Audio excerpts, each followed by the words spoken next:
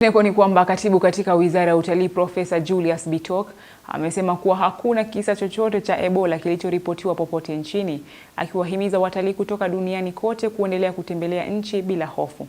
Akizungumza mjini Malindi wakati wa kongamano la 22 la chama cha wamiliki wa hoteli, Bitok alisema serikali imeweka hatua madhubuti za kugundua, kudhibiti na kushughulikia visa vyovyote vinavyoshukiwa kuwa vya Ebola. Kufikia sasa inadaiwa kuwa Kenya iliwapokea watalii milioni 2.7 mwaka uliopita, na kwamba serikali inafanya kazi kwa bidii kuhakikisha idadi hiyo inafikia angalau milioni 5 mwaka huu.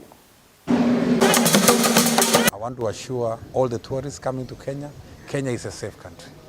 There is no Ebola in Kenya. So tourists should come freely, they should enjoy themselves and enjoy the facilities, whether they want to come to the beach, they want to go for safari.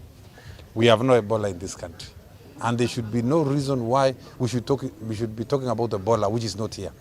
So even the media people, I want to call upon you, let us not misreport or misrepresent facts. There is no Ebola in Kenya.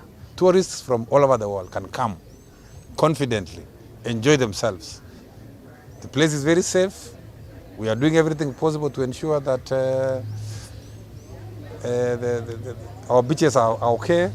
Our safari is okay, everybody is safe. Let us enjoy the tourism. Let's enjoy the safari and the beach tourism in Kenya. So I want to say that for those guys who have doubts, ask me, no Ebola in Kenya.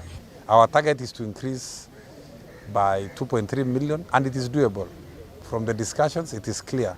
South Africa was able to increase 2 million tourists in 1 year from our discussions here, and it is possible also for Kenya to do the same if we can be able to do a few things differently. And I want to assure the sector that my appointment to this sector is going to add value. I'm committed to ensuring that we work with everybody to ensure that this sector reaches the target of 5 million tourists in the next 1 year. In addition to that, there are a few other things we are putting in place. We are improving our training. In the next few months, God willing, by September, we want to open up Ronald Ngala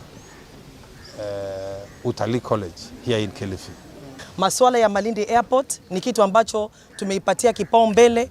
Kila ninapozungumza na rais mwenyewe His Excellency William Samoei Ruto analijua jambo hili.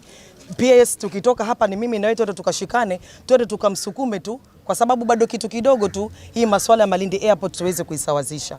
Na kuhusu masuala ya barabara, juzi pia katika bunge la kitaifa niliweza kuweka hoja hiyo, na Mheshimiwa Rais pia alikuwa ameniahidi kwamba kuna pesa zenye ambazo zinakuja kuwekwa ili ile barabara iweze kuwekwa sawa sawa.